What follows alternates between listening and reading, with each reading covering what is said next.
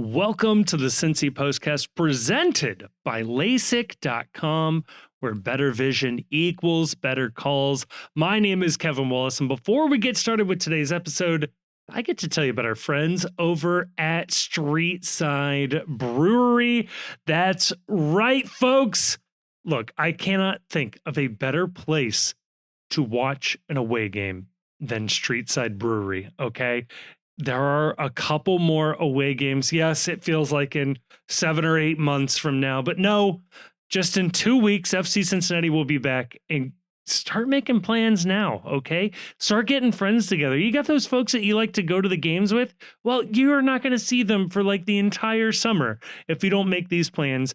Go reach out to them, text them, call them, see how they're doing, and then invite them out to Streetside Brewery to watch some of these FC Cincinnati away games. Look, they've got delicious food there. They've got delicious beers there, award-winning, incredible variety of beers over at Streetside. It is such a good place. I cannot recommend them enough. So please go check them out. They're really, really good to us here at the Postcast. So if you like what we do, go support them and you will not be disappointed. I promise. So do that.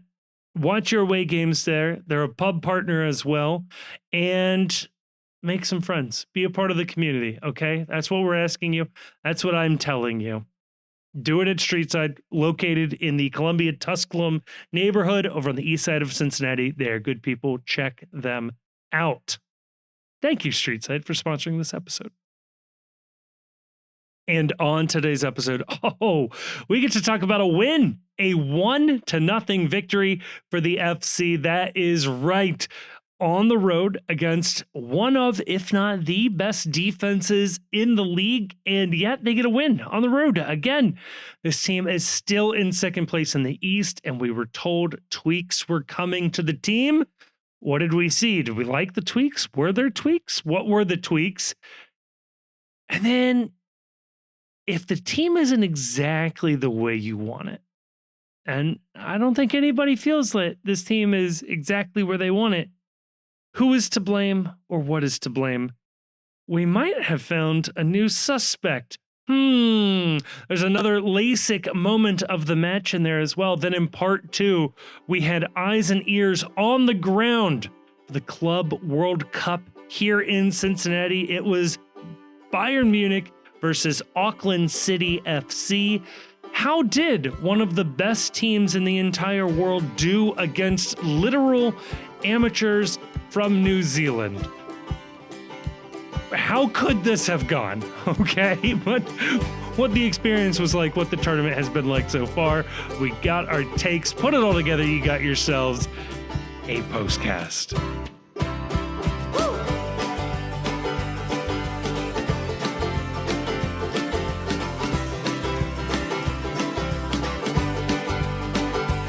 Joining me to talk about all of that and more, I am currently only joined by the Chief, but I think we both expect that to change at some point in the future. But Chief, I'm sorry I had to do that to you. There was an absolute jump scare when we first got on the computer here. No, it's the worst kind of jump scare too, because Kevin changed up the look, the fit a little bit, and I fear my first reaction might have been mean. So just between the two of us, I apologize. I was not prepared for what the Zoom screen revealed.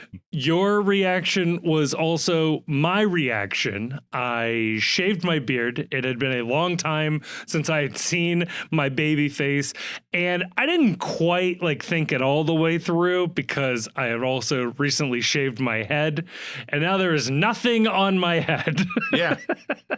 Yeah, no, it's a look. It's a look. Yeah, I was worried for your health there for a second too. I'm like, everything all right, man? You got So my family's reaction was, of course, my daughter screamed when she saw me.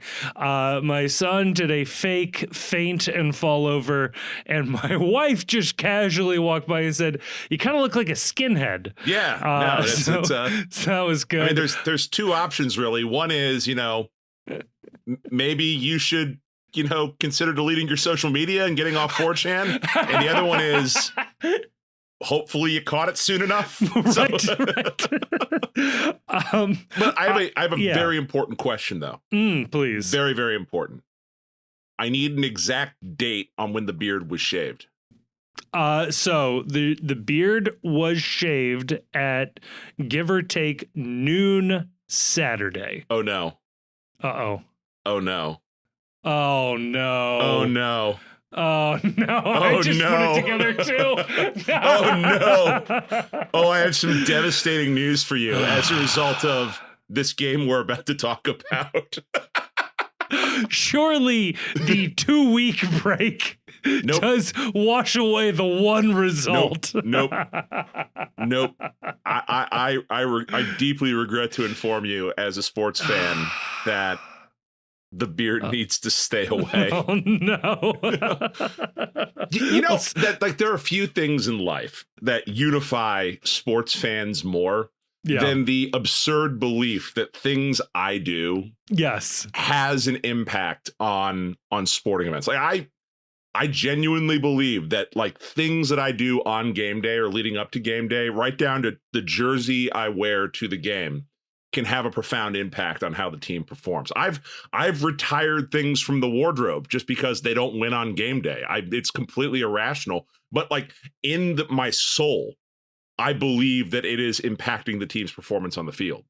Chief, I could not agree more. And my God, a perfect transition for this. We had a user on the Discord, Parched Chad 225, who posted an incredible breakdown of results of FC Cincinnati by goalie kit color in the Noonan era. And this goes all the way back. This is great gambling information too, by the way. It really is. So I thought this was funny. The most successful colors, I think, were certainly purple. We are 7 wins, 1 draw, no losses. That's great. Right. Roman should be wearing purple. Right.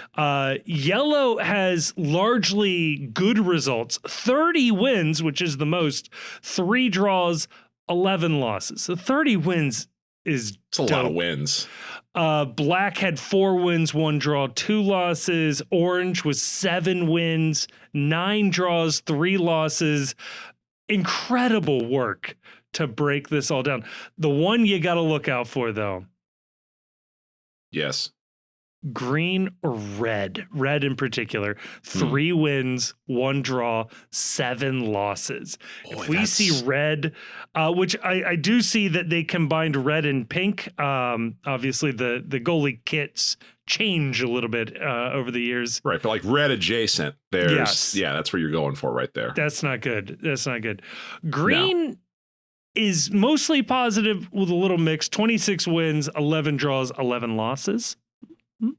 Not bad. Not bad on the balance. Could be worse. A big part of this is the team has been pretty good for the stretch. So like most of these are good, but the red one in particular sticks out. Also, for what it's worth, red not worn in 2022. It has only been worn this year and last year. Whoa. Right. What does that tell you? I don't know. Is it weird that we've kind of cucked Lou City's color with the purple kit?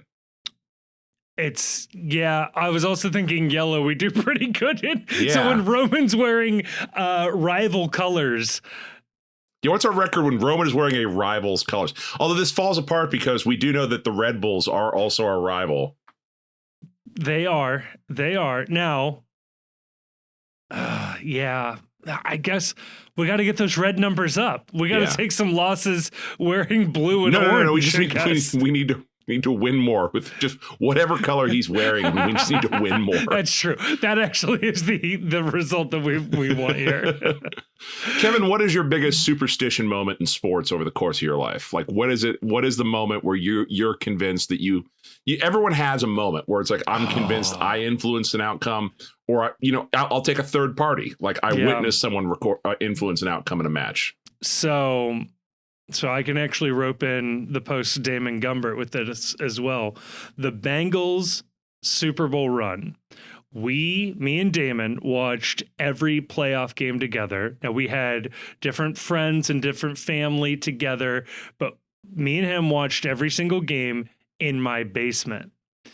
And we got all the way to the Super Bowl and we changed the location. Oh, for the no. Super Oh, no. I know. How could you do that?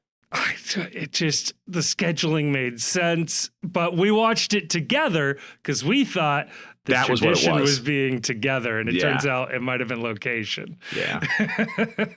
My favorite one that I've ever been a part of also relates to the post Cincy, and that was recurring guest, friend of the program, guitarist for Jim Trace and the Makers, Mark Schweikowski. We were out, God, this must have been 7-8 years ago, whenever the Indians were in the World Series, because Mark's from Cleveland. Yeah. And so the Indians were in the World Series, and it was Game 7, and we were watching it on the patio at the Oak. And if you've ever been out to the Oak, they've only got a single bathroom in the Oak. But on the patio, they've commandeered 2 porta-johns at the back that you can go to that are like the outdoor bathrooms. And so Mark was out in the porta-john when the Indians went on a rally. Oh, no. And we were telling him, like, you got to stay in. You can't leave. You cannot leave. You have to stay in this porta-john. He's like, but I want to watch the game. It's like, I don't care. I am telling you. Not how this works. You need to. This is that you need to understand this. You need to sit in there the rest of this game. Like, you can't come out. He came out, and the Indians lost. The Cubs ended up winning Game 7. Damn, it's all Schwei's fault. It is, and you know what's the best part is? He absolutely believes that's the case too. Like, to this day, if you ask Mark, hey, do you have any regrets related to porta-johns in your life? He will immediately go into the story. On an FCC note, I think I wore the exact same outfit, every single piece exactly the same for the entire 2017 Open Cup run. So yeah, once you start getting on that roll, you realize, oh, hey, I think I wore this shirt the first 2 games. Now you're in. Now you're stuck with it. The only problem I have with my FC Cincinnati wardrobe game is that I do have a keen awareness of what jerseys do best. Ooh. And I've had to put it into the closet because I'm told it's very valuable now. I have one of the inaugural season white road kits, which are like selling for several $100s online. Yes. And it's still in pretty good shape. Like, I managed to get it through my entire career with Bailey tickets, not being burned by a smoke bomb or stained or anything like that. Yes. So when I wear that, we do very well. But it's almost become something where it's like, I'm hesitant to take it out because you're one bad trip or one bad bump from having nachos all over it and just wrecking the resale value. Yeah. Not only will you ruin the jersey, but then it's like there's just never a good way to clean it. Everybody's got an idea, but the cleaning process itself will destroy the jersey, some piece of it. Yes. Right. So I'm it's there. It's in the closet. If this losing streak or this winless streak would have continued through the entire month of June, it may have come out. We're keeping it in there I am not going to make this mistake again. If we ever find ourselves in a conference final or in a big must-win game and an elimination game, it's coming back out. But can't break it out for the regular season. They needed to get that win on their own with no help. I just want to say that I hate this entire conversation because I really am going to need this beard back. I mean, if you want to risk another Super Bowl loss, that's on you.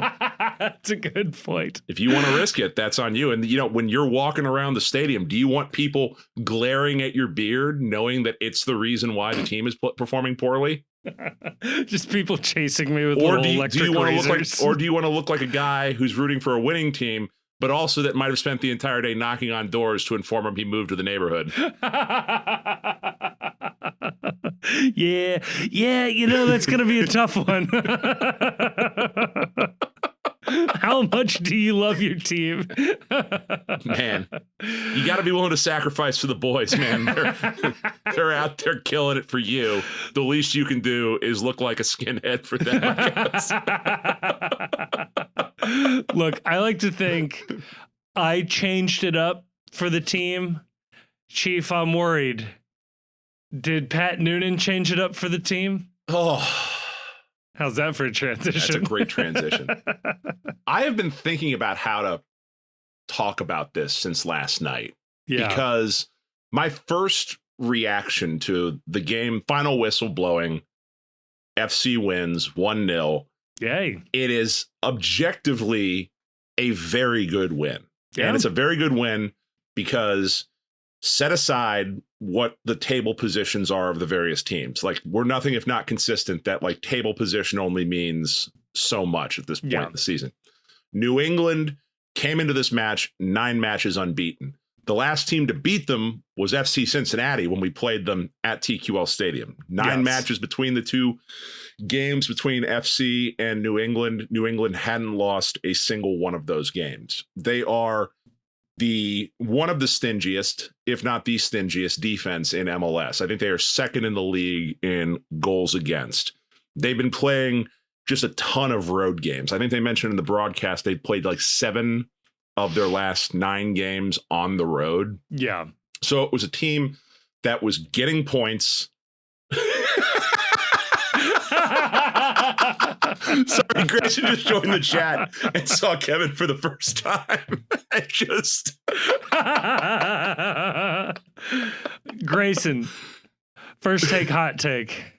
I didn't know that we are doing a podcast with Scott Adams now. I don't know if we should be talking about like powers of persuasion. If we should be talking about like, like proper roles for men and women. Well, welcome to the party, Grayson. Yeah, welcome. Thank you. We won, and I'm mad.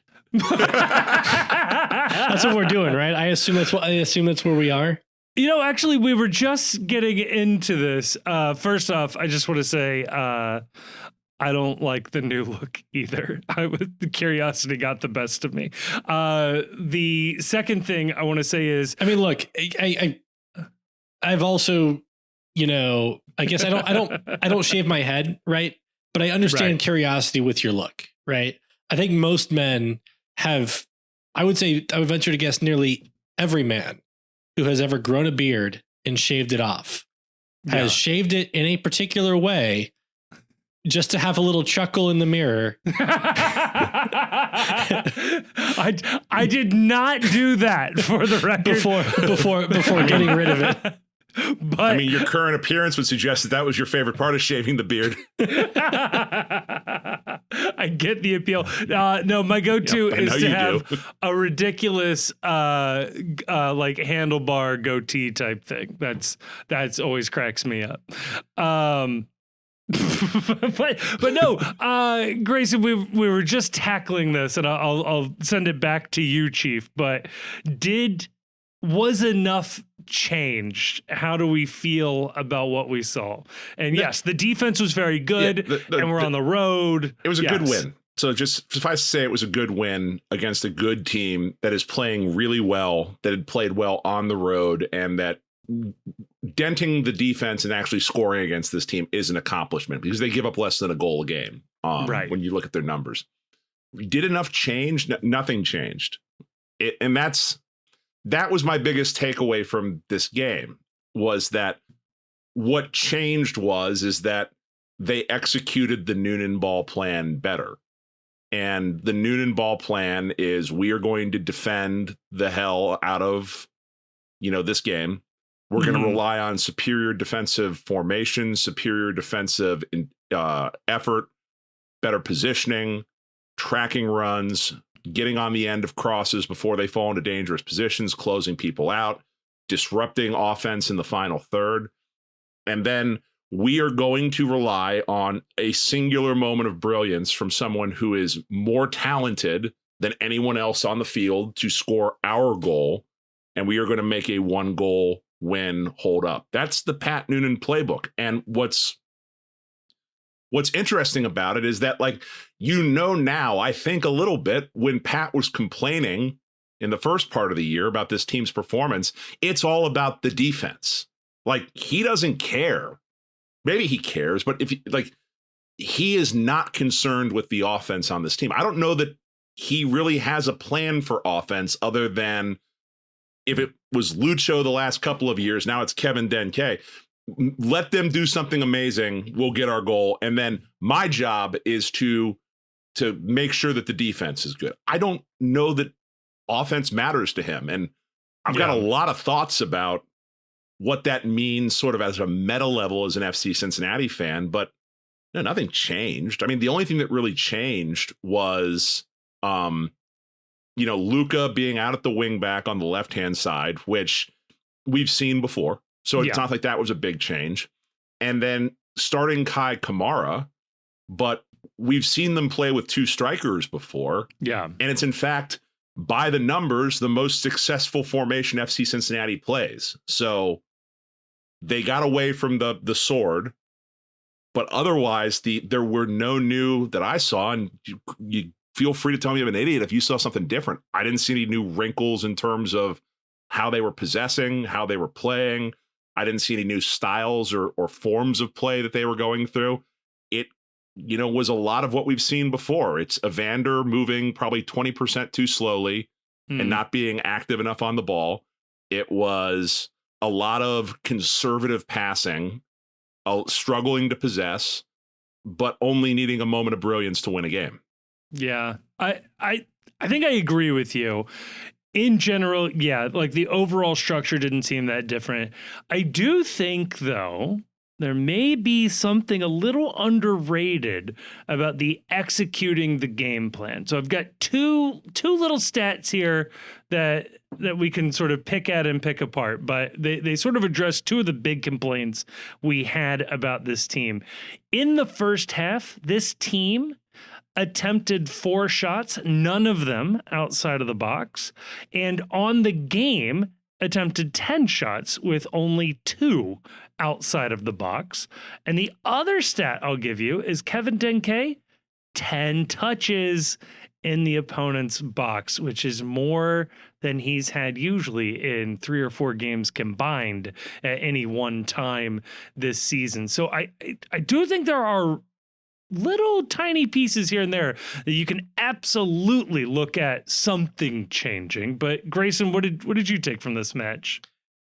Yeah, I mean, Kevin, I was going to bring up the shot location if you didn't, and I think that being able to work and get more shots in the box, because this is a game where based on the chances they got, could have been a 3 or 4 goal game for them. Obviously, they didn't convert.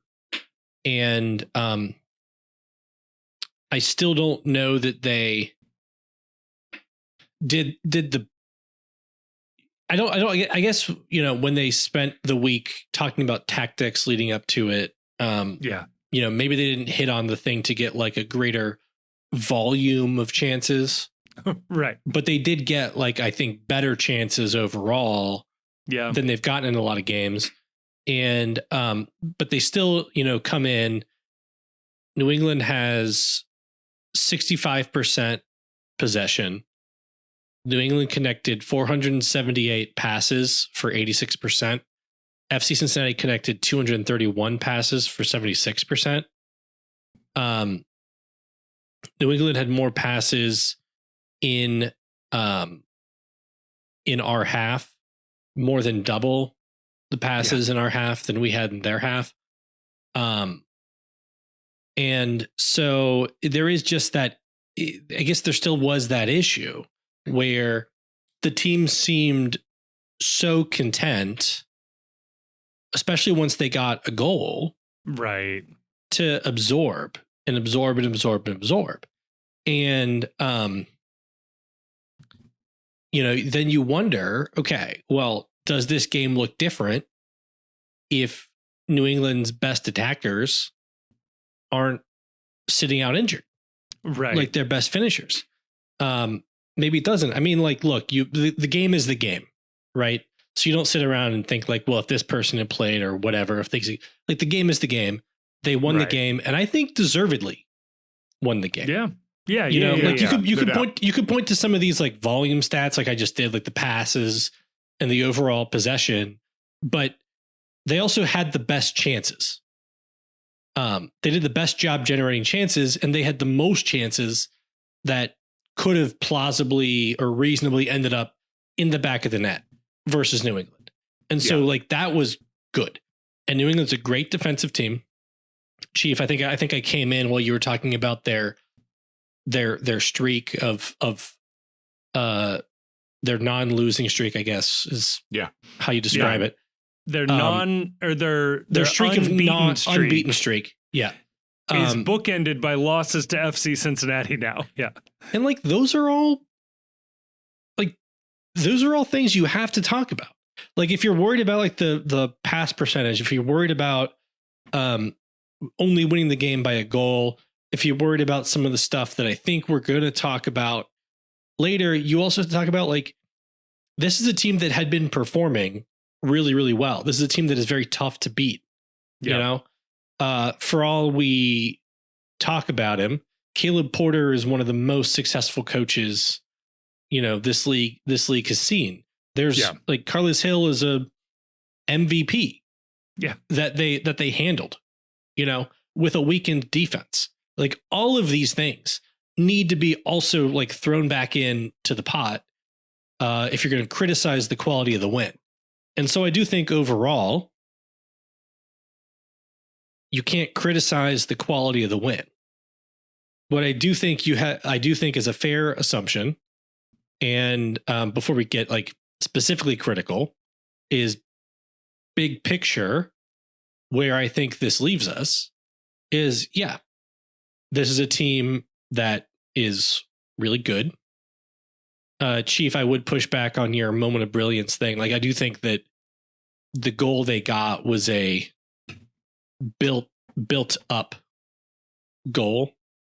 It probably doesn't happen if Evander doesn't decide to like take the playoff. Can we talk about that? but it was a built up goal. Yeah. You know, like Denke did like really nice. He got that through really nice movement in the box. You know, Kamara's hold up play played a part in that build up, which is one of the reasons Pat said that he started him. So like, these are all things that are part of your tactical strategy that happened to lead up to the goal. This wasn't just like, oh, Lucho dribbled 6 guys from midfield, right? Yeah. No, it's not that. What I meant by that though is that like the best player on the team did a best player thing. Yeah. Which is why he's there. Yeah. But I think that my big takeaway from this game is like, this is absolutely a team that the game plan is set up where if the team executes, they can beat really good teams on the road. They can shut down really potent attacking players and attacking teams.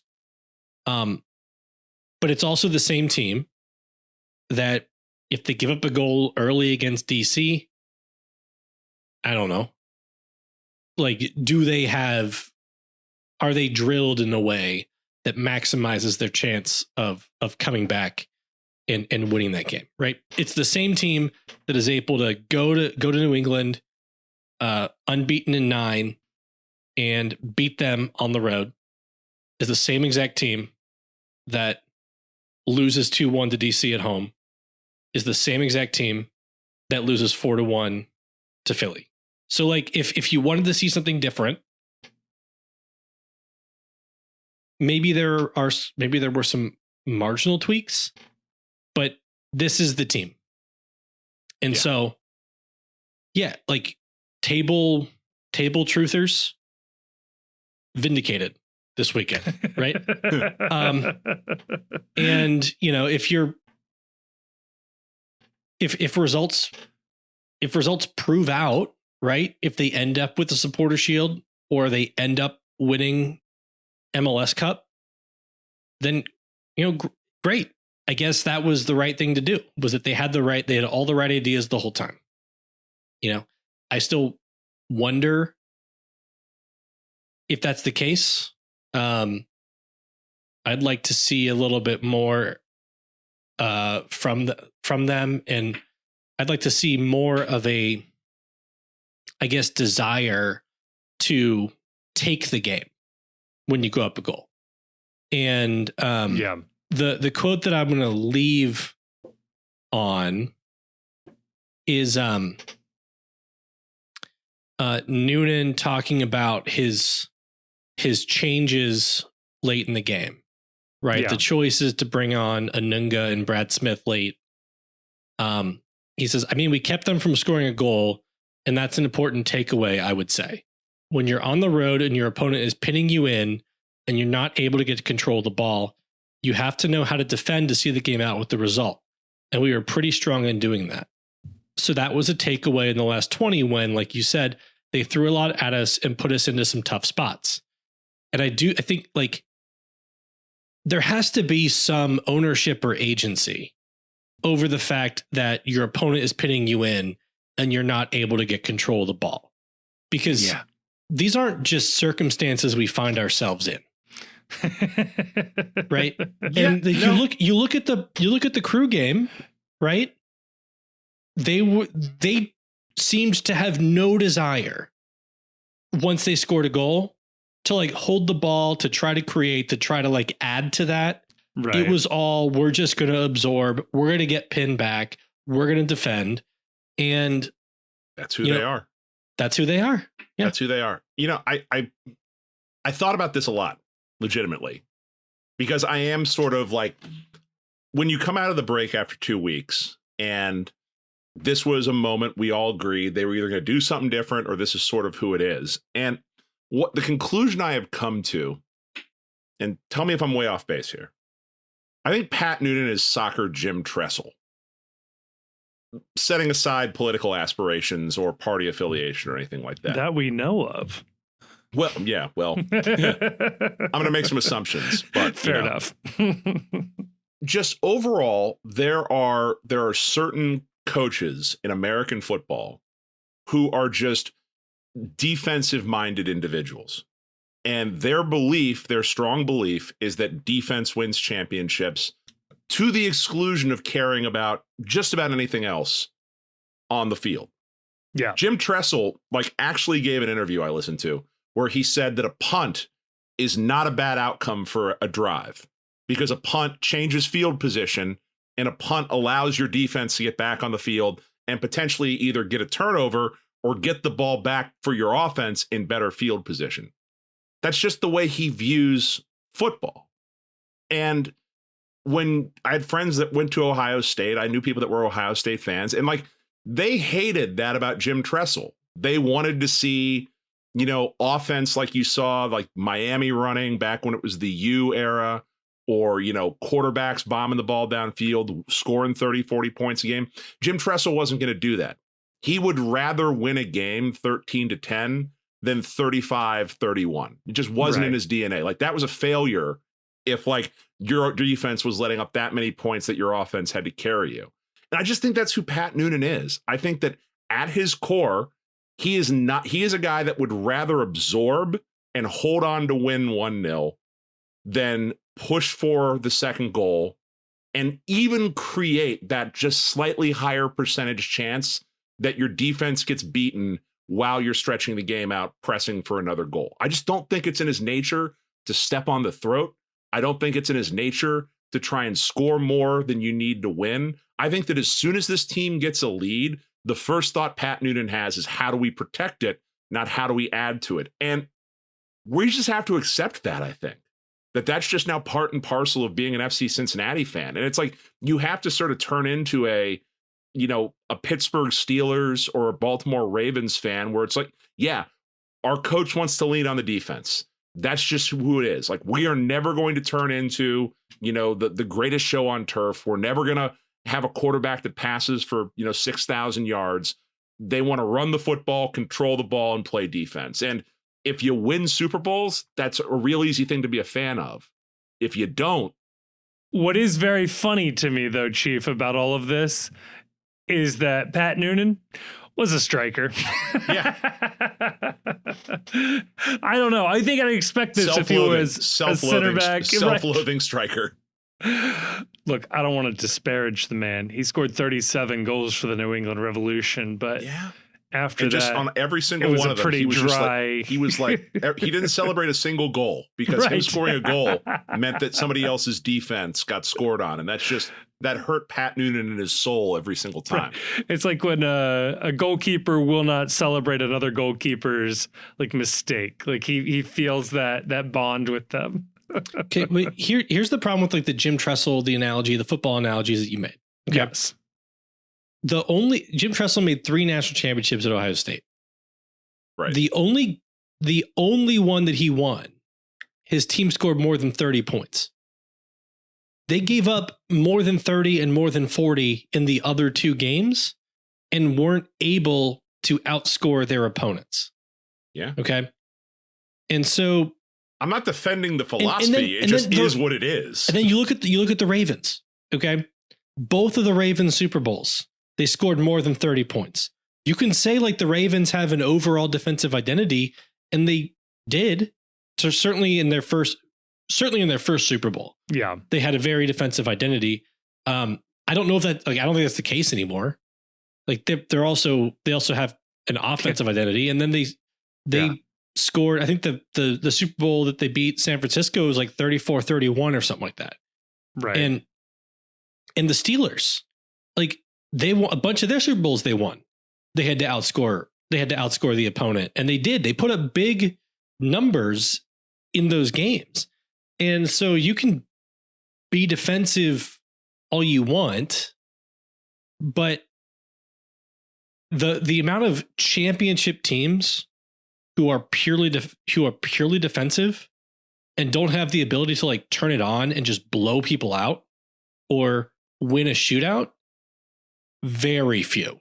Yeah. No, I'm not defending it as a mindset. I'm just saying that's the reality of the Pat Noonan era with FC Cincinnati. And I think that part of the angst that the fan base has, and part of the reason why you said when you came on, we won this game. Let's talk about how mad we are about it. Right. Like, I think where that attitude comes from is that a lot of us, myself included, I'm going to put myself on this list, are having a tough time coming to grips with the fact that this is never going to be the team that wins the way we want to win. That you spend, again, $12 million on Evander, $17 million on Denke, $4 million on Orishano. Spend all this money, and what you're expecting is an exciting, high-powered offense that goes out and scores a ton of goals. Yep. That Denke and Evander are going to be like chasing each other for the golden boot, and who is possibly going to stop this team? And the answer is Pat Noonan. It's Right. just, it's not ever going to be an up-tempo, exciting, stringing passes together, playing beautiful football offense, because that's not what Pat Noonan's philosophy is. It just isn't. He would rather be back in a good defensive position than overcommitting numbers and stringing together intricate little passes to score 4 goals a game. It's not what he is going to coach this team to do. It's not his philosophy. And so I think the sooner we just accept that as long as he is our head coach, personnel doesn't matter to a certain extent. This is going to be a defense first team. I think that getting over that will make the viewing experience of the season and the games better, because you're no longer wishing this team would be something it's not. You can start to appreciate it for what it is. It reminds me of the old joke where it's like, who's the only coach that could hold Michael Jordan under 20 points a game? Dean Smith. Right. Who was his college, for people who don't know, who was his college coach at North Carolina. Right. Legend. Like absolutely the legend. arena after him. They won a national championship with him there.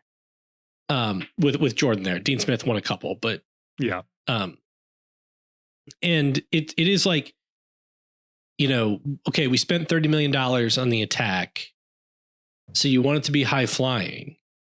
Maybe $30 million is what it costs to just generate something positive with the team's tactics. Because I just want to make 2 points real quick. One is, I do not care that the team whether or not the team is winning the way that I want it to. I do care that the team wins in a way that feels like or seems like or will win in MLS playoffs against the teams that that they're probably going to have to beat in the playoffs. Yeah. Okay. And number two, for all of the defensive tactics and scheming and whatever that we like to think of ourselves as, the blowouts this year have only gone one way. Yeah. But that's what we were fixing in the break. I guess, yeah. But this team has gotten blown out multiple times this year. It has not walked a single team off the pitch on the score line. Right. And the problem is, if you have like these dominant performances like we've seen against, like, let's say a team like Toronto, but you only get one, all it takes is like a quick moment of bad luck. Yeah. And that's a draw. Right. And so you might think that you're controlling the game more by shutting down the opponent.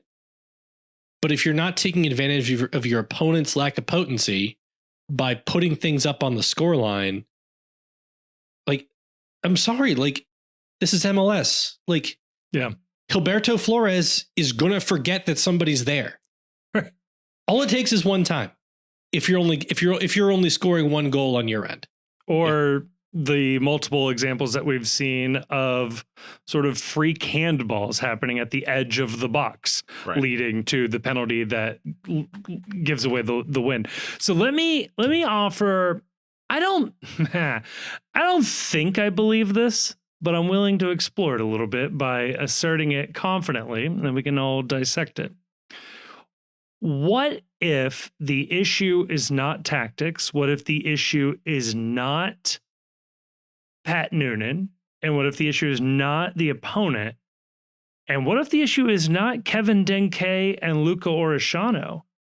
What if the issue is Evander? Let me throw it out there. Yeah, his stats look good.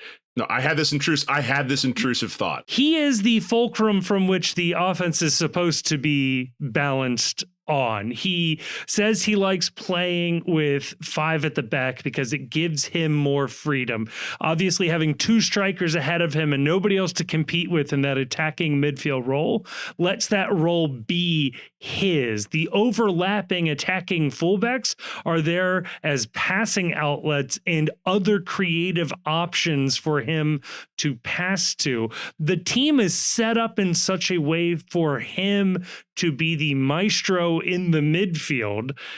And yet on the goal we saw, he literally quits on the play, and had he kept running, probably had an easy goal himself, assisted from Denke. There were huge stretches of this game, if not the entire game, that you could be forgiven for not remembering he was on the field. He is not impacting games in a regular way that I would have hoped or expected. And I'm sure part of that is comparing him to Lucho Acosta and how Acosta played, which was like a maniac and unlike virtually anybody else has ever played in this league. And right up until he threw his temper tantrum, was building the case for being the greatest MLS player of all time.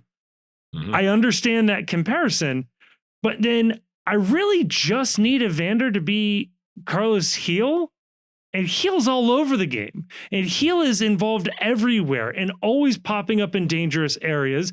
And sure, he was contained, but he was a threat that had to be dealt with. I don't think that's true with Evander most nights. I didn't think Evander played well at all last night. And Evander is frustrating to watch for me.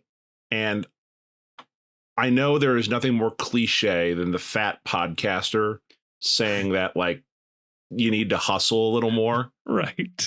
Evander's lack of hustle is starting to bother me a little. And it's not just on look, I could give him the benefit of the doubt on that goal play that he is pulling back to the top of the 18 to take a more open shot from distance, which we know he has the leg for and we know he has the skill for.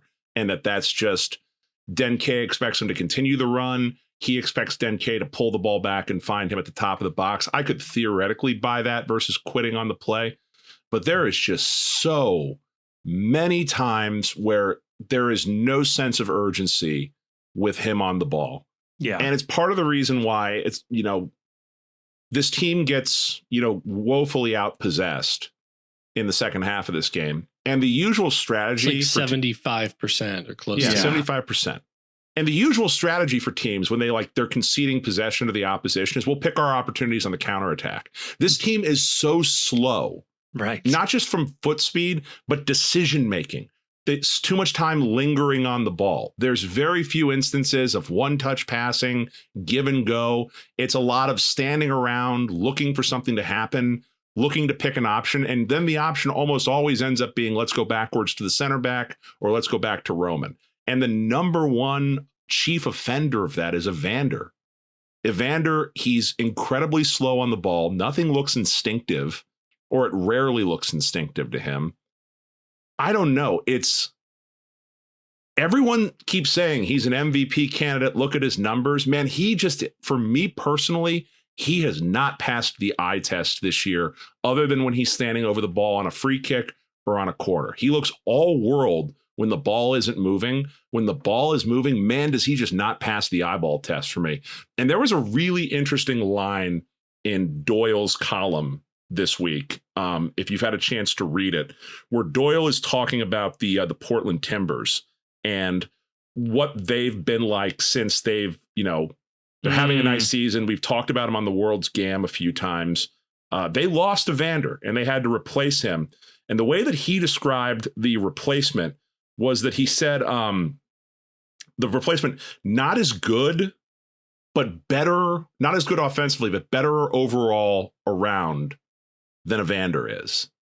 And that's like the first time I've heard someone say in the MLS intelligentsia that Evander, there's some things not to like about his game. And I'm seeing it. I really am. Yeah, my problem is that, like, and Noonan talked about this in his post-game conference, that he said that he started two strikers because he wanted to get Evander on the ball more. And I think he talked about other decisions that I'm just not able to pull in the moment, where the thinking was getting Evander on the ball more. I do think he mentioned it. He did at least twice in his post-game conference that he was thinking about getting Evander on the ball more. And Evander did get on the ball a lot. Yeah. He had only 24 touches. Not like everybody had it. Fatmob has him at 47. I was just looking at Fatmob. Oh, 24 passes. I'm sorry. Yeah. It's like if 47 touches, but let me compare Carlos Heel, which granted there's more offensive pieces missing, so he had to do more. 97 touches. Yeah. So Evander, but like 4 passes in the final third, 3 touches in the opposition box, no accurate crosses, no accurate long balls. And it's just like, if we're talking about a situation where the team is moving the ball fluidly, and there's a lot of, and they're doing better than 76% passing. Mm-hmm. They're connecting more than 200 passes in the game. Then, yeah, it was great. Like, let Evander pick his spots, right? Let him meander around, let him find a place, and let somebody find him, and he'll work his magic. Right. But the team's, I think it's fair to say, strategy is to work through him. And he just doesn't seem to be the kind of player that you can just work through all the time, because he's not turned on every second. And he'll do so many times he does like a half-ass attempt to beat like a 20-year-old homegrown at New England and loses the ball. Yeah. Or he'll just like decide that he doesn't see something so he'll pass it back to Roman. I disagree entirely on the way that we're playing. Like, it's almost, it's bizarre to me that, and look, New England, I'll keep saying it, one of the best defenses in MLS. So, like, if you're looking for a team to come out of the break and really put a show on, this was the wrong matchup for that to happen. But the best things this team did was going out wide and completely ignoring the middle of the field. The most dangerous this team looked was when they got the ball to Luca Orishano and he carried it forward, bombing down the outside. Like, they can't play. Yeah, but they can't play through the middle. Like, they have no ability whatsoever to play through the middle. Where Evander and another player that had, I thought, a tremendously poor game was Pavel Buka. Like, both New England was not unbeaten in 9. Well, then you take that up with Apple TV, because that's what they kept repeating over and over again. They lost to according to FOTMob, they lost to Chicago 3-1. Was that Open Cup though? Oh, it could have been Open Cup. It doesn't say. No ball. Yeah, they don't tend to acknowledge other. It was Open Cup. My bad. Okay. Yeah. Okay. We're a non-Open Cup podcast. We're a Leagues Cup podcast. We already picked sides. But like the inability of this team to play through the middle is just bizarre. And I think a large part of that is just how passive and how indecisive Evander is on the ball. Like, there's no venom when he has possession at all. And like Grayson said, it's I take one look. If I don't like what I see, it's backwards. Yeah. And that's if he makes the decision quickly enough, because a lot of times what happens is he looks some more and then gets picked from behind, or is turned over or dispossessed by someone because he doesn't make a decision quickly enough to move the ball around. And if you're going to concede possession, you've got to be faster and you've got to be able to play through the middle. But I agree with what you said, that the most dangerous they looked was playing out wide. But I don't think that's where they want to be the most dangerous. Right. Like, I think they want to be able to rely on Evander more. They just can't when it comes to building up the play and generating opportunities. Like, I've said multiple times that I feel like I have felt this season, like, despite him not finishing balls, although he hit the inside of the post today, that Luca Orishano, no matter what else you want to say about him, has been the most consistently dangerous player on the team when it comes to advancing the ball and getting it into spots where stuff might happen. And like, yes, that was once again the most dangerous thing the team could do. But I think that's a problem, because I think that they want to be able to also rely on playing playing Evander more, and it's not happening. This is I found a quote from Doyle on his column that's on MLS Soccer, Major League Soccer.com right now. David DaCosta has been an effective replacement for Evander at the number 10, not because he's dominant in attack, he's not, but because he's a better all-around player. Like, that's... It's pretty damning. A little bit. And, you know, so here was my intrusive thought, Kevin, when you started talking about that. Yeah. I'm kind of curious what this team looks like with Evander off the field. All right. And somebody else at the 10. You know who that could be, though, right? It could be Dotto. We are officially a Bench Evander Start Dotto podcast. I'm curious because I just don't like. The free kicks have been awesome. It's been fun to watch corner kicks that actually look like they have a chance of generating a goal. Love that for us. Yeah. I need Evander to play with more urgency, and I just don't see it right now. Yeah. And I don't know why that is. I don't know what he's being coached to do. For all I know, this is what Pat Noonan wants him to do when he talks about playing under control. Maybe this is what he means, but you know, from my uneducated eyeballs watching on Apple TV, I don't see $12 million worth of player that we got. from him so far. So this is kind of fun if you go look at the account MLS Analytics that posts heat maps and passing maps and things like that. One, the heat map is all New England Revolution, of course, with the possession stats it is. But if you look at the FC Cincinnati passing map, it looks like vintage FC Cincinnati, good FC Cincinnati, where essentially the entire offense ran through Luca Orishano on that left side. The thickest bands of passing are between the left center mid, who I'm assuming is Buka in this case, and Orishano, and then the left center forward, who again I'm assuming is Kevin Denke in this case. Furthest forward on the field, though, was Evander. But that's not how I remember the game, which makes me think he spent a lot of time walking. But that's I'm only guessing. I can't really say anything there. And so then it raises the question: Orishana has been heavily rumored for a summer move, right? And by the way, there's been talk about a release clause for Orishano. Yeah. I am going to throw my hat in the ring as a release clause doubter. Ooh. No official language anyway. I don't believe that there's a release clause in his contract. I wouldn't be surprised if they had a conversation about, if we get an offer here, this is what we're targeting to move you.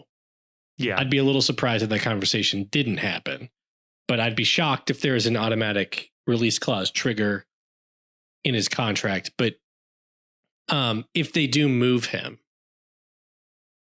what are they going to do?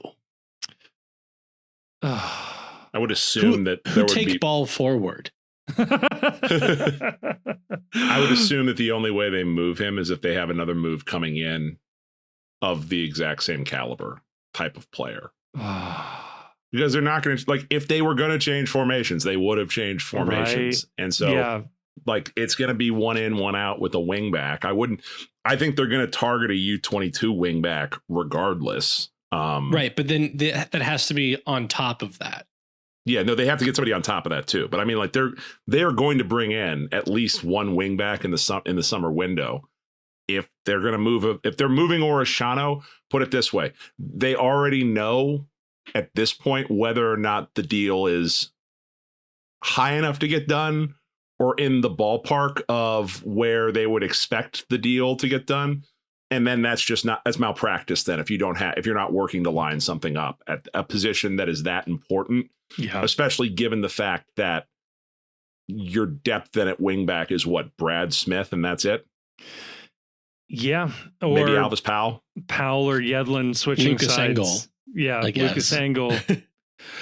It is funny that the two guys left on the bench in this game are Teenage Hidabi and Dado Valenzuela for a game that, was crying out for being more defensive. We left one of our starting center backs or presumed starter center backs earlier in the season on the bench.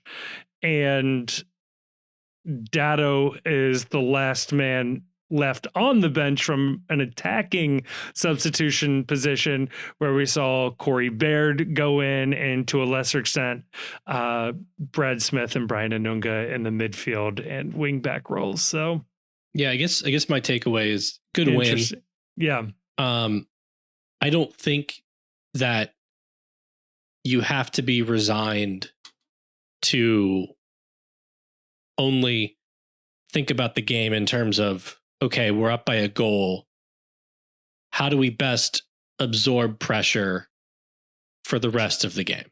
Yeah. You got to be resigned. You got to be resigned to it because that's Noonan ball, baby, and it ain't going to change. I think that an idea that somebody might have is, possessing the ball also limits your opponent's chances, right? Scoring a second goal limits the damage from your opponent getting lucky and beating your defense one time. But But regardless, this is the team. Good win. The team is good. Yeah. And they have and they know exactly how they want to win. They know how they want to approach winning trophies this year. Cards are on the table. This is how we're trying to win MLS Cup. Yeah. And let's see. So far, it has given us Been decent. solid results, but yeah, you do worry about that top end production. Before that's how they lost. That's how they lost the playoffs last year. They Right. lost in the playoffs last year because they couldn't score more than one goal against NYCFC. You score two, you're on to the next round and you're off and running. You score one, you're at the mercy of a penalty kick shootout. And even in the penalty kicks, Roman did everything we had ever wanted and blocked multiple kicks, and we still couldn't score. Roman had a good game. I thought yeah. Roman deserves a little bit of love for having a good game. He had one of the worst Roman Celentano clearances I've ever seen on a distribution that just looked like me off the first tee. Yeah. Except they don't give Roman a breakfast ball. And you know, it's if they're going to play Kai Kamara more, then Roman needs to be a little more direct with it on his distribution, because that is the benefit of having Kai Kamara, is that he is the only player on the team that they can play in an advanced position that's an aerial threat at all. And when he's on the field, Roman does need to be a little better than that. But in terms of shot stopping, he was elite. Again, he defended set pieces well, considering they had, like, I think 3 times as many corner kicks as the FC did. Yeah. So, you know, job well done. Should be noted as well, Matt Miazga goes the full 90. That's a positive. That's a positive sign. I think this was his best game that he has played in terms of, I don't think he had a single moment where it was, ugh. So that was positive as well. Shout out to Grayson for predicting and wish casting. Maybe that's the wrong terminology, but for getting Lucas Engel as the left center back. This was something that you felt strongly about in the preview. I don't know how strongly you felt about it, but it came true, which was a new look for sure for the team. A little adventurous. As exciting as Orochano was going down the wing, it was equally as exciting going back defending down that wing as well. All we wanted was watchability. Okay. Right. What I don't understand is that, like, the whole pretense behind, like, do that, is that you've got Obi that could theoretically shade to help that side. And, like, they didn't do that at all. It was just like, I wonder, like, am I missing it when he does that, or is just not part of the strategy, like Obi filling in as like a center back in possession sometimes? I think that the plan with Obi was to track Carlos Heel, because it seemed like he was following Heel a lot, which, you know, I can't debate that as a strategy. That's a pretty good strategy. Yeah, no, it worked really well. But, like, there was acres of space for that, like, number 12, whatever that guy's name was, like Feingold or something like that. And he was like that. They were wearing that guy's name out on the announce team, because it seemed like every time down the field, he was wide open and there was just acres of space between Luca and Lucas. That could have been a choice, right? Yeah, that could have been a choice of, like, this is not the guy who's most likely to hurt us. For the amount of times it happened, it better have been a choice. Otherwise, somebody wasn't listening. Eli Feingold, number 12, Israeli. There you go. I've got one last piece of this game, and I have a moment in my head that I'm looking to nominate, but I'll ask you two first. When it came to a LASIK moment of the match, I can't think of a referee decision that truly felt terribly egregious. I know Kai Kamara gets a yellow for a phantom card to face. It was phantom card to face. But how about, like, can we talk about how not exactly something you need LASIK for, but maybe something you need, like, elective brain surgery for? They smacked up DeAndre Yedlin with a time-wasting yellow in, like, the 60th minute on a throw-in. What are we doing here? Right. What are we doing? Intentional to wasting time there. That was weak. Come on. this may sound mean, but for my LASIK moment of the match, I'm going to nominate Kevin Denke for his attempt on goal in the 62nd minute. He's got the ball in the box at his feet. He has won the ball back. It does get caught under his feet just a little bit, but enough to throw both the defender and the goalkeeper to the ground. He recomposes himself. He's got essentially a wide open net, perfect wide open shot for him, and he completely misses the target. It's a bad look. We're already winning. Yedlin is maybe more disappointed than 10K was at that moment. If you go back and watch the replay, he hangs his head backwards for quite some time. It's a really bad miss. It's tough. He scored the goal. I've got nothing bad to say about Kevin Denke as a player. It ended up being a funny moment. If we're going to score 2, he's got to make goals like that. Right, yep. Right. But if he was a referee, he could get free LASIK. He could get free LASIK. But if he wants to use the code, the post Cincy, he can get what, $1,100? Yeah, I saw the salary info. He can afford.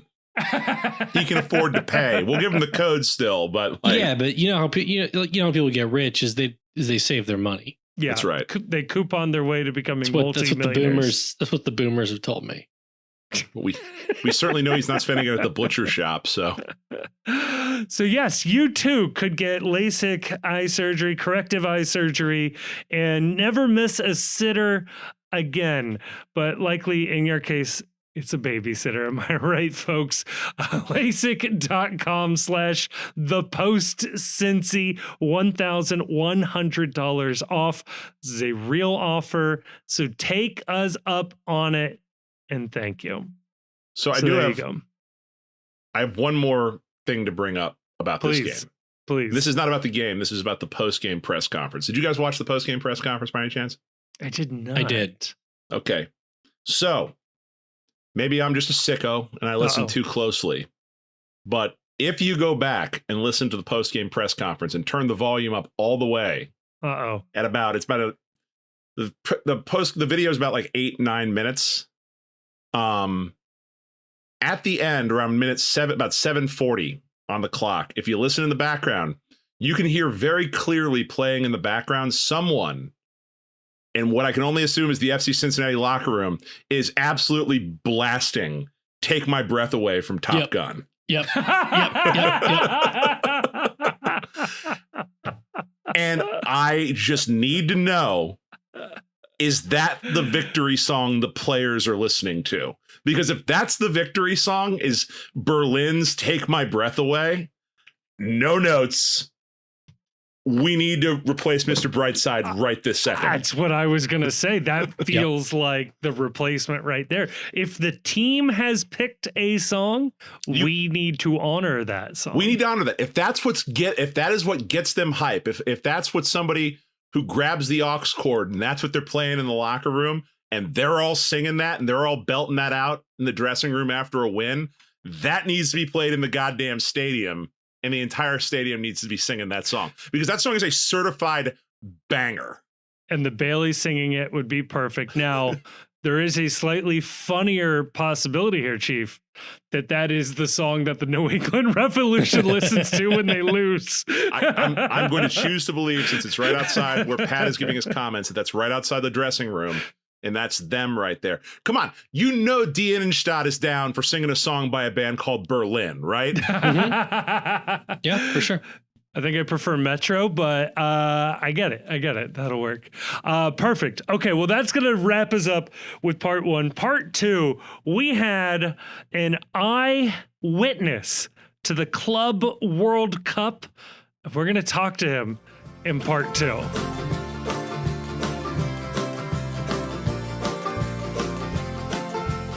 All right, we are back in part 2. Chief, the way I just I just teased that. You would have thought we were gaining a member of the podcast. Nope. We in fact lost a member of the podcast. It was nice of Grayson to join us after making us delayed in our recording as he engaged in family nonsense. Oh, you got those obligations there, but no, Chief. Yeah, you got the obligations when your family is in town. Shout out to my pops down in Florida. I appreciate you. So I didn't have to plan anything for Father's Day this year. Golf on me when you get back. Oh, that's hilarious. But no, you were there in TQL Stadium. You were not watching FC Cincinnati, but you were watching soccer. Chief, tell the people what you were doing. I made the incredibly stupid decision of buying full price tickets to the Club World Cup. Oh, no. When they first went on sale.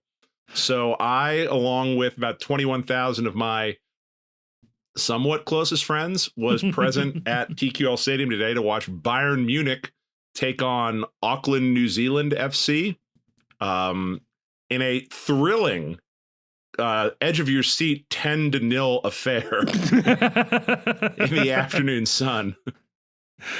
Damn. Yeah. Was it what you were expecting when you first signed up for this? You know what? It was. And I only say that because now we're 10 years into the FC Cincinnati experiment, as we counted, as first reported on the postcast, 10 actual years of FC Cincinnati soccer. We did the math, folks. We did the math. We're the podcast that does the math. We do our own research and we do our own math. So we've been to, when, you and I and everybody else, we've been to international matches at TQL Stadium. We've been to the U.S. men's national team multiple times. We've been to the women's team. We've had the CONCACAF Champions League at TQL Stadium, Leagues Cup. Yep. They all have a very similar vibe to them. And that's that whenever it is a tournament of any sort that is not controlled by MLS or, MLS adjacent, which I would consider the Open Cup to be, the programming feels very robotic. Yeah. And it feels very stuffy in terms of there's not a lot of the kitsch that you get at the FC Cincinnati games. The pregame stuff isn't as interesting. Right. There's not as much going on. It's a lot of pre-recorded clips and sound clips that play that are somewhat related to the team that's playing on the field. They all do the same stupid, hey, we're going to count down to kickoff, which I hate, where they have a 10-second countdown, the game is about to start in 10, 9. It's I don't need that. I'm appreciative that you're starting on time as opposed to the MLS 8 to 9 minute delay from listed kickoff. But the biggest shock was seeing the Bailey just completely red. That was I know, right? That was a little different right there. Man, yeah, that would certainly be weird. How were the supporters, if there were any? There was a decent contingent of Bayern Munich fans that were in the Bailey that seemed to be doing Bayern Munich adjacent things. Okay. I was seated directly behind a bunch of people that were actually German or were doing a fantastic impersonation of being German by how they were speaking. Nice. So it did seem like there was a decent contingent of actual Bayern Munich fans that made the trip, which was really, kind of cool. Yeah. And they got to see a show. I mean, Mueller played the entire game. Harry Kane played, most of the game. They put a lot of the stars out there to see, and they did not hold back at all. No, they did not. 10-0 over Auckland City FC.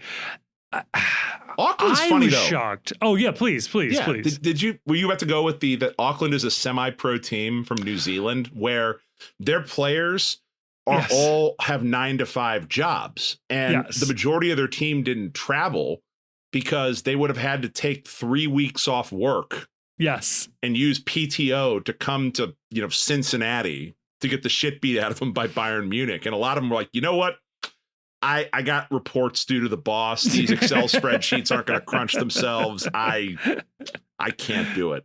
Yeah, so that is a big piece of this. Now, Auckland City are no strangers to the Club World Cup, though, because they've been in virtually every iteration of it, because it's my understanding that they are the best team in the New Zealand League, which is different from the professional teams that play in the Australian A-League. Though those teams exist, and I want to say Auckland FC or FC Auckland actually won the A-League recently, or what was the regular season champion, the Supporter Shield equivalent. But because they, not unlike, Toronto and Montreal, they participate in MLS, they don't get to participate in the Oceania. I always screw up pronouncing it. I don't know. Oceania Champions League, which is like, the way my brother put it, I thought was great. It's the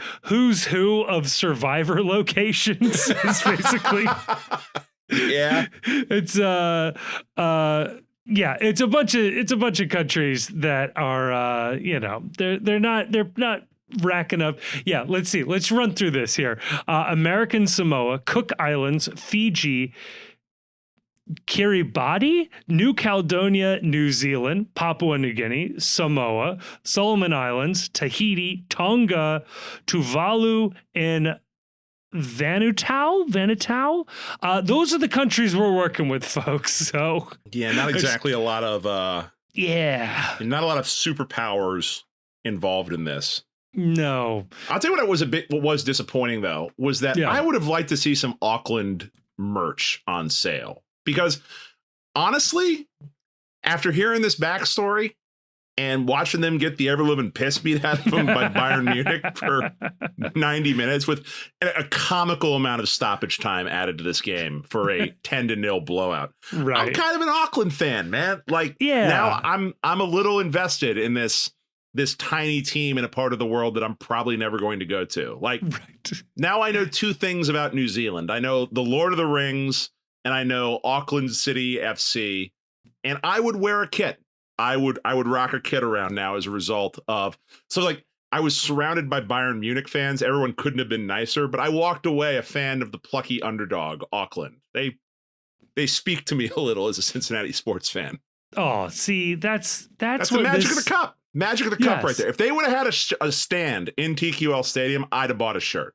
Right. I would have sat there and I would have bought a shirt.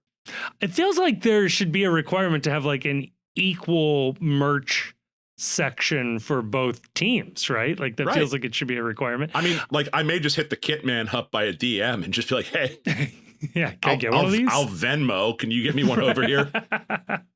But at the same time, though, with Bayern, I was blown away by how much they were trying, how much that this was, for the most part, their team. And I think so far, the early returns of the Club World Cup, we have seen these teams trying. They're going for it. I was talking with my father about this a little bit because he's of the mind, and if you listen to him talk about it, they have botched this 4-way from Sunday with FIFA, and I agree with him on that this has been, the marketing for this has been all wrong. The price points for the tickets were all wrong. The match times were all wrong. They have done as good a job as possible of making this not successful. Yeah. At least from an in-person viewing experience here in the United States. But I walked away from this game. I went with my sister and I told her that I am firmly of the mind that in 20 years or 25 years, we will look back on that and be like, man, I can't believe we went to one of these games. I think this is only going to become a bigger deal in this format. And the fact that the players are actually trying, I think that speaks volumes about the direction this tournament is going to go. Yeah. And what's kind of cool about it, too, is if you are an MLS fan, you should be, and I'll say this on the World's Game when we talk about it too over there. If you are an MLS fan, you should be a Club World Cup truther. You should be the hardest of Club World Cup truthers. You should be of the mind that winning the Club World Cup is the ultimate prize for any team on the planet, and your team is nobody unless you have won the Club World Cup. And that is the true trophy that shows supremacy, because this is the only thing realistically that will break the absolute stranglehold that the UEFA Champions League has over international soccer. And famously, the only teams that can win the UEFA Champions League are teams in UEFA. Right. So this trophy offers a path to achieving something that you can do in MLS, that you can do in South America, that you can do in the J League. And this needs to be a thing in order to stop this sort of like, my career path as a young soccer player in insert country here must be to play in my domestic academy, play in my domestic league, and then get sold over to Europe so that I can play for Bayern, PSG, Chelsea, Man City, because I want to win Champions League. And that is the biggest draw. Yeah. I have a sneaking suspicion that Saudi Arabia agrees with you here. No shit. Right. Obviously, they are paying lots of money to make this tournament a thing. And if you're not familiar, they gave a ton of money through DAZN, who now has like the exclusive streaming rights, which, by the way, you can stream the whole tournament for free just by downloading the app and signing up. It'll keep asking you to pay a subscription, but there is a free tier, and the Club World Cup is included in that. But if you went to this game, there are tons of the PIF advertisement, the investment fund of the Saudi state, and a whole bunch of other Saudi adjacent companies like Aramco, I believe, is a sponsor at the very least of Gold Cup and things like that. I think they too are trying to break the European stranglehold now with Saudi Arabia in many more ways than just sport, but this is one of the ways, and they may be trying to win some hearts and minds. But I don't think that that should be a negative, strictly when looking at an MLS perspective. To be clear, shaves the beard, shaves the head, and all of a sudden has hot takes. I'm just saying, no. Major League Soccer, if they do indeed want to be one of the top leagues in the world, and I do think in their heart of hearts they want that this is a way to do that. It's also a way to put Major League Soccer teams in regular competition with European teams. So when somebody says, oh, my team is Bayern and my team is Cincinnati, you got to pick a side. Now you got a moment where you're going to have to decide. A really good example of this is any Chelsea fan who is also an LAFC fan, because on Monday they are going head to head in an actual competition. 3 p.m. That's on TBS. You don't even need DAZN to watch that one. Right. So yeah, like this is where the rubber meets the road, but it's also the moment where MLS can stand on its own and say, all right, that's fine. You were a Chelsea fan before, but now that they are co-equals on the field, you got to rep your hometown. You got to rep the team that you go to all the games for, whatever it is. Right. I guess my big takeaway from all this was that I think that it was a cool experience. Like, whenever you can see, I'm a soccer fan. So whenever you tell me I can see one of the most famous clubs in the world, like, I would have felt the same way going to this match if it was PSG playing here. Yeah. Obviously, as a Chelsea supporter, if it's Chelsea, I'm obviously going. But if it was City or Liverpool, right, I probably would have still pulled the tickets to go, just because you only get so many opportunities to see some of the best players in the world and see some of the best teams in the world, and especially when you don't have to drive anywhere other than just downtown to do it. And like, you're seeing them at a 25,000 seat stadium. Usually when these teams come to North America, they're playing in, Michigan Stadium or something, where you're in a ticket so high up that when you say Jesus Christ, somebody answers back. So, so that was a cool experience as well, like being that close to the field. The only thing that did suck was that I was in the we were in the section that was like kind of in the corner underneath where the Coors Light bar is by the Bailey. Yeah. And there wasn't a single play that happened on that end of the field in the first half. Oh, no. Right. Because it was all one direction. They didn't, like, it was everything. All the fun was happening at the other end of the stadium. So we were just like, well, I guess I'll just get another beer and wait till they come down here in the second half to play. You got to see Neuer stand, in fact, 100 yards away from his goal. Oh, yeah. Every time they scored, they played this stupid Yabba Dabba Doo soundtrack, which I can only assume is something they do in Germany, which is very funny to me. It is, yes. Sure. Like, I don't, I'm not a Bundesliga guy. Whenever I see a bunch of Germans singing and like yelling in German, it's always too soon for me. So if it's your thing, knock yourself out. But like, I didn't know that was their thing, but Neuer is like going crazy every time he hears the sound effect. Like, man, you didn't do shit. Like, you're just standing there getting a suntan. Respect you as a legend of the game, but my man, you're not contributing anything to this process today. It just kills me that if I was Auckland's coach, the only thing I would have been drilling the second I knew who my opponent was just launching accurate long balls. Yeah, like, boys, they could have gotten one him over the top. They could have gotten him a dozen times in this game because he spent he just kept going further and further forward until by like the second half he was on the other half of the field. Like he was desperate to get in there and score one too. I think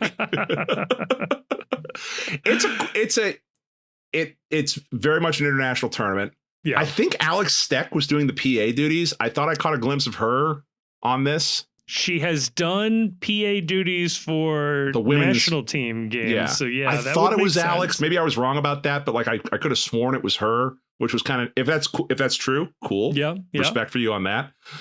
And if you're on the fence about going to one of these other games, because I think, what do we have? 2 more games here at TQL Stadium at the Club World Cup? 2 or it's the Borussia one Dortmund, right? Oh wait, maybe there's 4. I should know this. All right, hang on. Because we have Pachuca and the Vienna team, or the Pachuca Salzburg, excuse me. Then you've got Dortmund versus the South African team, and then the Korean team versus Dortmund. So yeah. So if you're on the fence about going to one of these games, because we got one on Wednesday at 6 p.m. That's Pachuca versus Salzburg. We got one next weekend on Saturday at noon, and then another one next Wednesday at 3 o'clock, or the Wednesday the 25th. Honestly, I might try to get to one more game. Like, I think the tickets are pretty dirt cheap at this point, and Dortmund is they're fun.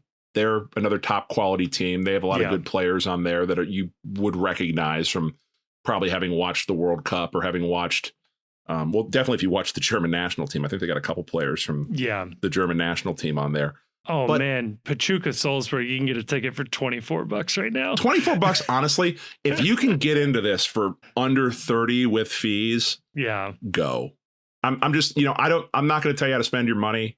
Not everybody can be as lucky as I was in terms of selling my Inter Miami tickets. Thanks, Leo. I noticed you made a king's ransom. Yes. Yes, we did. I hope whoever it is that took those off my hands, I hope for your sake he plays, man. I really do. Because no refunds, brah. Oh, boy. But, if you can get into one of these, go. Honestly, I think it's going to be one of those things where, like I said, down the road, you're going to I think this tournament's going to continue to grow. I think the prize money is going to be there for it. I think teams are going to try. And I think you're going to want to be able to say, yeah, I went to one of these, especially since this is the unofficial restart of the Club World Cup. This is like the first year in the new format. This is the first year people, I think, are really trying for it. So I think this is kind of a cool opportunity we have here in Cincinnati. I get it. I get that the times are inconvenient, especially at 3 o'clock on a Wednesday. It's just a bold choice for a soccer match. But if you can go, I'm saying go would be my recommendation for you on this. Yeah, maybe the one great benefit to having this Club World Cup and the teams like I said, do appear to be trying is all of those websites that try to track like the relative strength of all of the various leagues across the world are going to get so many fresh new data points from this. Yeah. It's really going to help. It's really going to help reassess some assumptions, I think, and I hope. So from that perspective as well, you got to hope MLS holds their own. And seriously, I'd love to, like, I ran into a bunch of the 12s at the game today. So it seemed like we already have a decent number of our listeners that are showing up and going, which is cool. But I think it's a cool thing. I don't get any money if you buy tickets, do your own thing. I think that people will really like this. And you know what this did convince me, Kevin? Ooh. I'm saying this now, and I will regret this later. Should FC Cincinnati find itself in the Club World Cup in 4 years? I don't know where it is. Could probably look that up. I'd be down to go. Ooh. Location depending. I'm not going to go to what was the place they played the Europa League that one year where players couldn't get into it? Was it like Azerbaijan or something like that? Yes. Yeah. I'm not going to Azerbaijan for the Club World Cup. So like it's within reason. I'm not going any place where they put the picture of the dictator on the wall. But so they have not decided. It's going to be Saudi Arabia. Well, according to this, they have not bid and are not one of the potential options. Now, I will say this does say potential bids, so I suppose it is potential that somebody else would bid. Who are the potential bids? The potential bids are, number one, the United States. Apparently, FIFA is considering just giving it back to us again. Done. I will definitely pledge to travel in the United States to watch FC Cincinnati in the Club World Cup. Yeah, fact. This is a fun one and has been talked about multiple times as a World Cup. And yeah, has the 2030 World Cup, Spain, Portugal, Morocco. I will definitely travel there to watch FC Cincinnati play. The trio. And Chief, for the last one, I think you're contractually obligated based on your comments earlier. Australia combined with New Zealand. You got to go see your boys. I could go see an Auckland FC game in person while I'm there. I promise you they will be in it. That's a really long plane flight to commit to. That's a really, really long plane flight to commit to. What do you even do on a flight that long?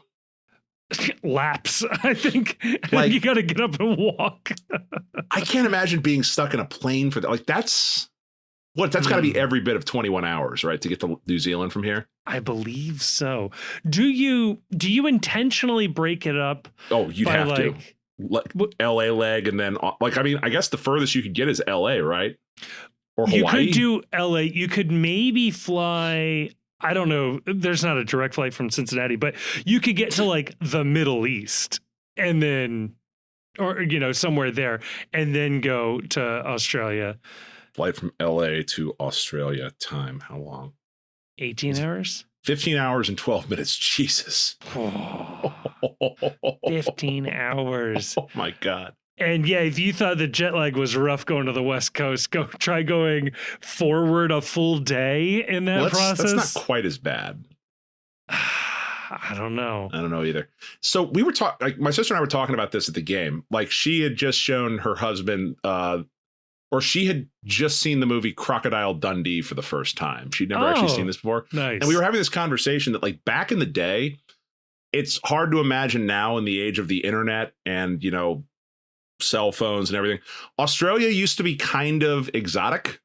Right. And so like you didn't see people from Australia just in life much. And you didn't see a lot of Australians on TV. So the idea of a person from Australia coming to America was kind of like that's a funny premise for a movie. Now it's just like, cool, they're a tourist. It's all right. Right. But yeah, like it's hard to imagine. There was at one point where like people would go to, if you had friends and family that went to Australia, they were just gone from your life for like 3 weeks. Like there was no checking in. There was no updates on Instagram. They just disappeared to another part of the world. And they came back with crazy stories about, a koala bear fell on my head and gave me chlamydia. My favorite is the huntsman spider. You should go look up those when you get a moment. They've also got like a plant in Australia where if you touch it, it creates like horrendous pain for over a year. Yeah. No, that's Yeah. good. These are Yeah. good things to have in a Yeah, place. it's just a great, like, you realize in that moment why they sent the prisoners there. It's a place that does seem to be begging for humans to not be there. Just don't go there. Like, you've got so many other places on the planet you can go where everything isn't trying to kill you. The moon might be safer. But if they were doing the Club World Cup like right now, you could theoretically, go over to Australia, you could catch Club World Cup, and the AFL season is in full swing right now. So you That's can right. see some Aussie rules football, which another thing that just seems like a good time on wheels, like going over there and checking that out. That would be a blast. The grand final over there sounds amazing and incredible. Yes. Yeah. It's trippy when you realize that the stadiums they play in are the exact same shape as the ball that the game uses. Oh my God, Chief. Yeah, right? There's like mind-blowing thoughts when you're stoned at 2 a.m. and Aussie Rules football is live on Fox Sports 1. I love that. I love the diversity of anatomy that is present in Aussie Rules football as well, because you will have guys that look and are built like linebackers, and you will also have the tiniest little track stars. Yeah. And they're all out there doing their thing. And then there's dudes that look like power forwards in the NBA, where they're like 6'8", yes, and just like one giant muscle. Man, that is a wild sport. I love it. So like I will commit. I will hard commit to doing the 15-hour flight to go watch FC Cincinnati in the Club World Cup in Australia. Yes, same. That would be amazing. Same. I'm in. All right, you're in. Nice. If FC Cincinnati is playing in the Club World Cup, they are on their way to the ultimate glory. I will be there. We can do it. You have my word. What do we have to do to make it? We just have to win Champions League in the next 4 years. Yes, or finish. Be gifted a spot in winning the Supporters Shield, and happen to have Leo Messi on our team and just be gifted a spot. Yeah, sign Ronaldo is one option. Option number 2, there is the possibility that like we finish second or third in Champions League, and the other teams all qualify in other ways. Yes, I think we can finish second or third. I think we can definitely do that. Yeah. I think. Yeah. Why shouldn't we? Why not us? Why not us? We got this. All right. Well, that's the next 4 years taken care of. That's my Club World Cup review. I'm excited for FC Cincinnati to play in it. Well, Chief, you know who won't be playing in it? I know exactly who won't be playing in it. Probably FC Cincinnati. But the one team I don't want to see playing in it is Columbus. Fuck Columbus.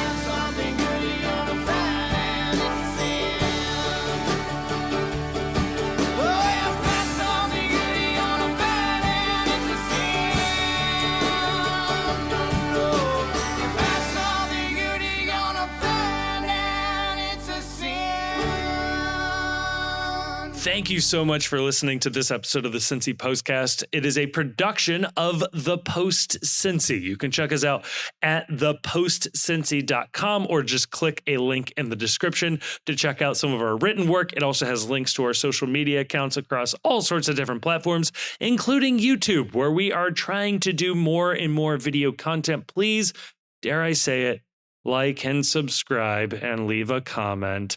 But no, that would be really, really helpful. I also want to give a thank you to Jim Trace and the Makers. They're a local Cincinnati band who provided all of the music for this episode. We love having them on board. You can check them out. Again, link in the description of this episode to find out where they might be playing shows next, or where you can listen to more of their music. Also want to give a massive, massive thank you to the awesome and very attractive patrons over on Patreon. It is a voluntary subscription that people take out with no real promise of anything extra that keep this show afloat. And we are so, so thankful to those of you that have decided to take that commitment.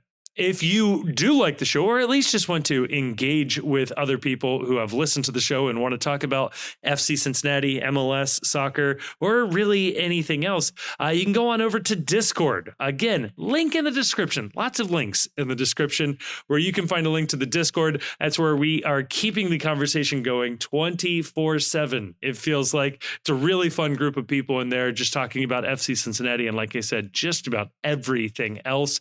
And finally, I'll say it. If you liked this episode, and given the fact that you've made it all the way to the end, I have to assume you either like it or for some reason cannot reach the stop button.